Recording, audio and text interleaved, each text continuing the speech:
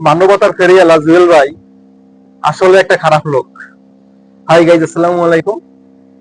আবারও চলে আসলাম আপনাদের মাঝে নতুন আর একটা ভিডিও নিয়ে। আজকের ভিডিওটা হচ্ছে থটস অফ বিল্লাল এবং মানবতার ফেরিওয়ালা জুয়েল ভাইকে নিয়ে। আসলে মানবতার ফেরিওয়ালা জুয়েল ভাই আসলে একটা খারাপ লোক। কেন জানেন? সে থটস অফ বিল্লাল ভাইকে নিয়ে আপনার কটূক্তি করে কথা বলছে, সেজন্য জুয়েল ভাই খারাপ লোক।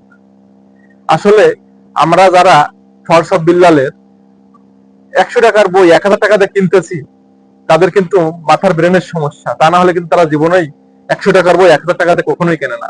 হ্যাঁ, আপনারা বইটা কিনতেছেন, 100 টাকার বই 1000 টাকাতে কিনতেছেন, কিনেন শুধুমাত্র আপনাদের ভিডিও ভাইরাল করার জন্য, এবং ওই বইয়ের ভিতরে কিছু কিছু ছন্দ মিলানো কথা আছে, ওই কথা দিয়ে আপনারা ভিডিও ভাইরাল করার চেষ্টা করতেছেন। আরে ভাই, আপনারা কি এটা বুঝতে পারতেছেন যে আপনার যদি মেধা থাকে আর বুকে যদি সৎ সাহস থাকে, তাহলে আপনার নিজস্ব ভিডিও করে আপনি ভাইরাল হতে পারবেন। সেজন্য অন্যের অনুপ্রেরণা নিয়ে আপনি কখনোই সফল হতে যান না। আপনি যেটা পারেন সেটাই মানুষের কাছে তুলে ধরেন, ইনশাল্লাহ আপনাদের ভিডিও ভাইরাল হবে।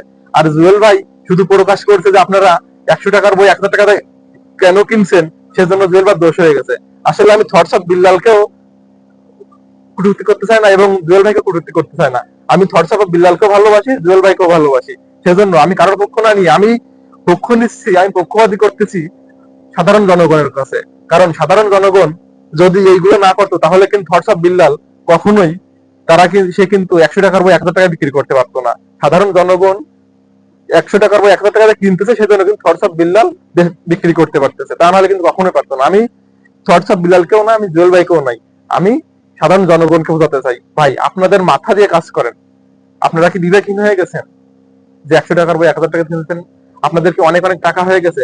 ফেসবুকে কিন্তু আগের মতো সেরকম নেই যে একটা ভিডিও আসলো আপনার 1 মিলিয়ন ভিউ হলো, 1 মিলিয়ন ভিউতে আপনি $80 $100 পেয়ে গেলেন। এখন কিন্তু 1 মিলিয়ন ভিউতে আপনার $8 $60 দেয়। এতে কি আপনার হবে?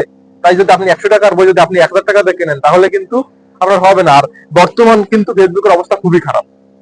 সেজন্য যেটা করবেন, বিবেক দিয়ে কাজ করবেন, মাথা দিয়ে কাজ করবেন। আপনারা খালি ছন্দ মিলানো বই ফেললেই কিন্তু আপনাদের ভিডিও ভাইরাল হবে না। ভিডিও ভাইরাল হতে গেলে আপনার সব দিক বিবেচনা করতে হবে, বুঝতে পারছেন?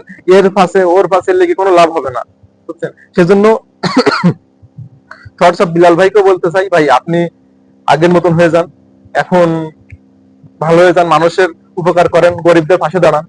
আর জুয়েল ভাইকে বলতে চাই, ভাই আপনি আর থটস অফ বিলাল ভাইকে নিয়ে টোল করেন না। সে আপনার মতন আপনি থাকেন, সে তার মতন থাকে। দুজনে দুজনের মতন করে মানুষের সেবা করে যান, ইনশাল্লাহ ভালো কিছু হবে।